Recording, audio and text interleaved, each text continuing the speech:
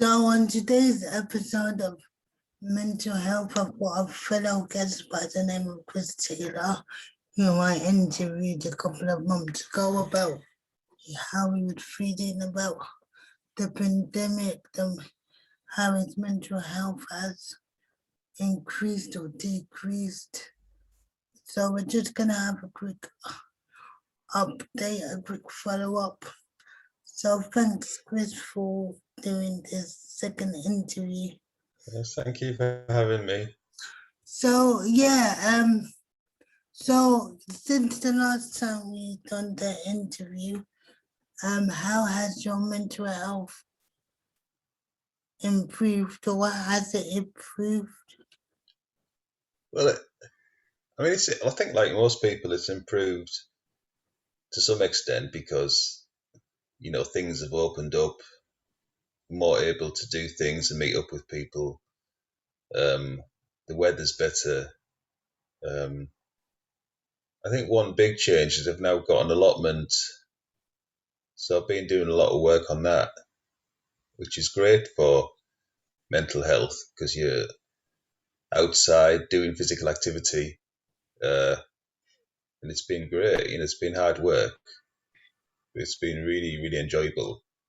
So I think that's been really good for my mental health. I'm not really someone who's done much physical work before, but I really enjoyed it, even when it's quite physically demanding, and I felt really good mentally and physically doing the work on the allotments. That's been really good. And I think on your last podcast, you mentioned that you were reading a bit more, so has that increased as well? Or? Yeah, I've kept up, sort of trying to read a lot. Yeah, I really enjoy doing puzzles like Sudoku puzzles as well. So I do that a lot. That's very good for helping you to keep calm. Yeah. And also you mentioned that you was in a band. So since the last lockdown or since the last interview, have you been able to meet up with your band members? Yes, I'm in three bands now playing the drums, and we obviously since the lockdown eased, we've been able to rehearse. So that's been really good.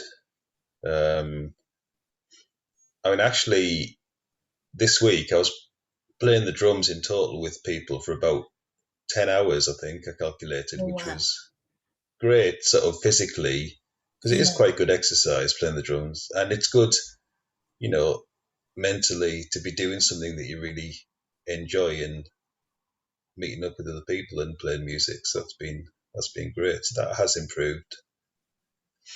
I think you only realise looking back how hard the lockdowns have been. I mean, obviously hasn't been as hard for me as it's been for a lot of people. But I think looking back, the first one wasn't too bad because it was a bit unusual. We thought it was only going to last for quite a short period. The weather was quite nice in the first lockdown, so you could go out for lots of walks and things like that. And it didn't feel too bad.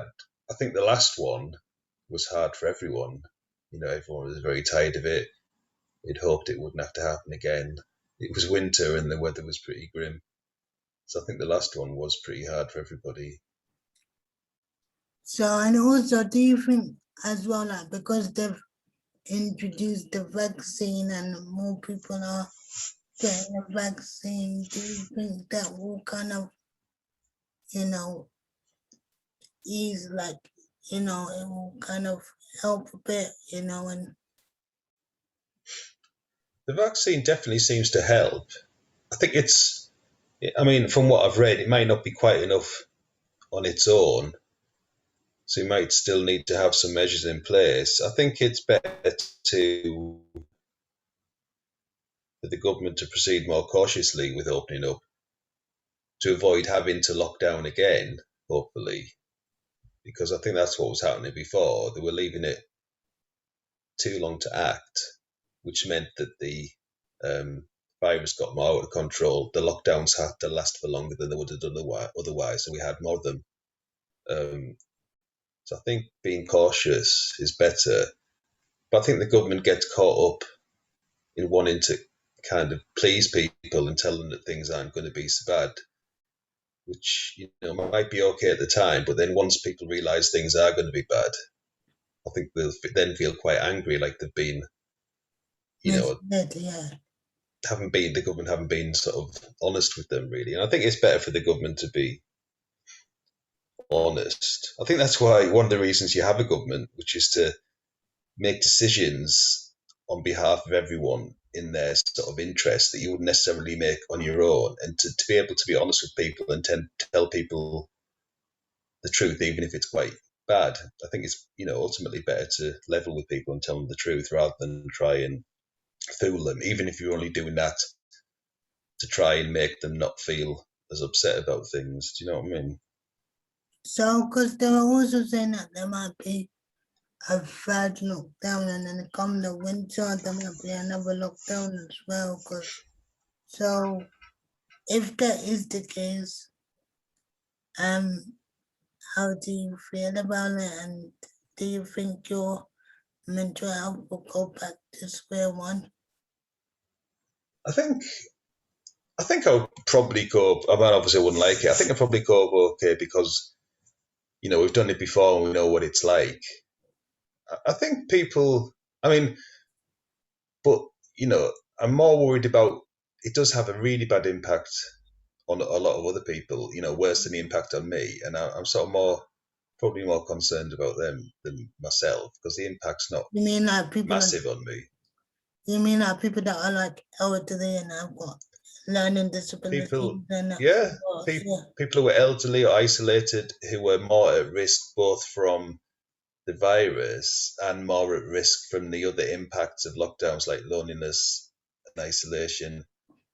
The people who are working in jobs where they're more likely to catch COVID and are very vulnerable. Yeah. Just the people who suffer economically because of lockdowns, which I don't think is a reason not to have lockdowns. I think the government needs to make sure it's looking after them. Or the government spends our money because the only money the government gets is our money that we give them, and I think they should spend that money on looking after people who are vulnerable. Whether it's physically vulnerable or economically vulnerable. So we obviously need to have lockdowns that do control the virus. Hopefully, we won't need them as much in future. But I think the government needs to absolutely make sure that it looks after everyone who isn't able to look after themselves, and that's what I want the government to spend my money on. But there's also that thing that I read, I think is it Matt Hancock that said like every 10 years that we're gonna have to have a booster, or every year we're gonna have a booster. So, and then I don't understand because because now like I've got the vaccine, you've got the vaccine. So it just seems like every year you're gonna have to get a booster. And they've actually, some people have actually said the virus is like a worse version of getting a cold. Yeah. I mean, we might have to have a booster every year. I mean, it's clearly going to be around because it's got so out of control. It doesn't look like it's going to go away. Yeah, because they're saying they're saying it until like we could have this until like 2024, 2025. I think, some people say it's like a worse version of the cold or the flu. It's obviously, I think it's clearly a lot worse than that. The fatality rate is much greater.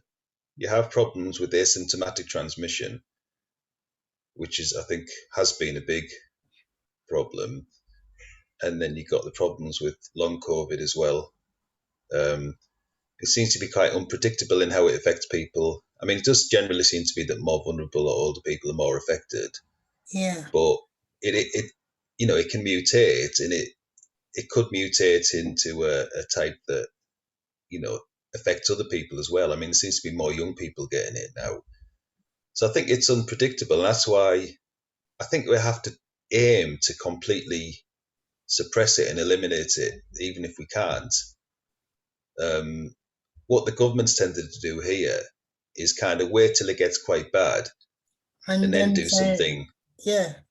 which is But I usually too mean, late. it is because I mean, if you look at other countries like New Zealand and Yeah, Australia and even China, where where they originally fallen from, um, I don't, I don't know if it's whatever. I don't know, but even them kind of countries, what they do is as soon as someone in their country seems to get it, that's it. They close all the borders so that no yeah, one can come in or go out. And then, they have them on lockdown for like a good month or 2 months. mm, And then that stops the spread of it. But it seems yeah, here, there's no, we just let, and I need to be careful how I say this, but we just let anybody in. And, you know, hmm, that's why, well, I think anyway, that's why it's more worse like in European countries. yeah. I mean, this government particularly, and a lot of their supporters have been absolutely obsessed with borders for years and closing them and not letting people in. In quite a sort of xenophobic and sort of sometimes quite racist way. But now they've got a proper excuse for closing the borders, not for reasons of racism, but for health reasons. It would be absolutely justified, and yet they haven't done it. I really don't understand how people supposedly want to close the borders and stop people coming in, actually have a good reason to do that, and then they don't do it and just let people keep coming in and bringing in variants. Then you get more people infected here, so that means that variants develop in this country, which we then export to other countries, and it's just never. If they don't do something about that, it's never going to end.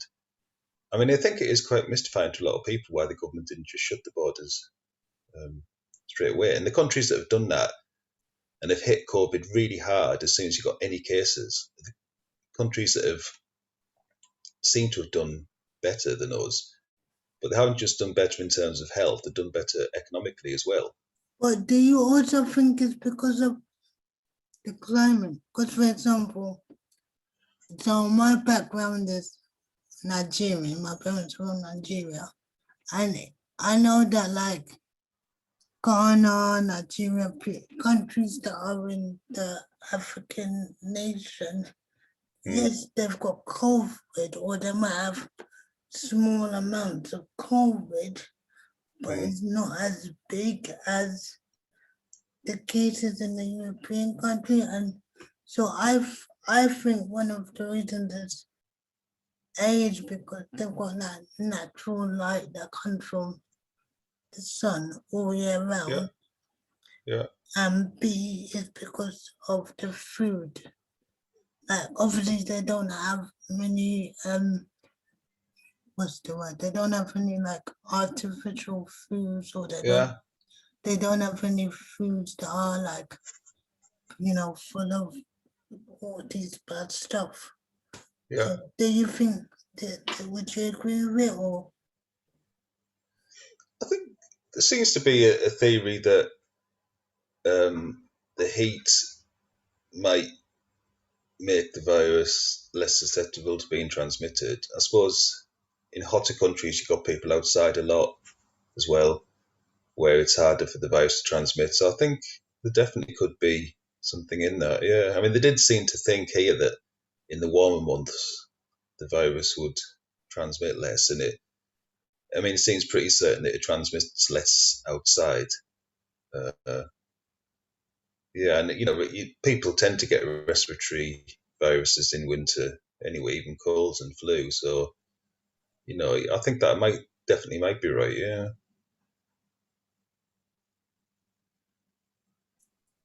okay? So yeah, so overall your general health is good, your mental health is good since the last update? Yeah. Yes, I feel a lot better. I think a lot of people do. I'm still very upset about a lot of things that have happened during the pandemic. The injustices it's exposed, which were there anyway, but it's just brought them to light. I Like, think it's shown how vulnerable a lot of people are, how kind of marginal a lot of people's lives are, living on, very low incomes, very poor quality housing, very low paid jobs, having to rely on food banks and so on. I think it's exposed a lot of that, and just made it worse for a lot of people. yeah, So, I mean, I do hope that changes. One thing that is quite bad for, I think, your mental health is looking at the news at the moment, because yeah. it's full of so much, well, injustice and things that make you so angry that you can't believe they're I happening. mean, to be honest, I haven't watched the news in God knows how long. Like, I purposely refuse not to watch the news because every time I turn on the news, it's something bad. So, Yeah. yeah. I mean, I try not to watch it, but I'll read it, but then I can't help it. I do. And then I feel quite upset and quite angry. So it's probably better for my mental health not to Yeah, not to read it. I mean, I do. I like to know what's going on. And I like to, if I'm interested in something, I like to read about it a bit more in depth sometimes. But I've got to look after my mental health as well, and it just makes me very upset and very angry sometimes. So, okay. Well, thank you for your second interview. it's okay. Thank you for having me. No problem. Okay. Take care. Bye. Bye.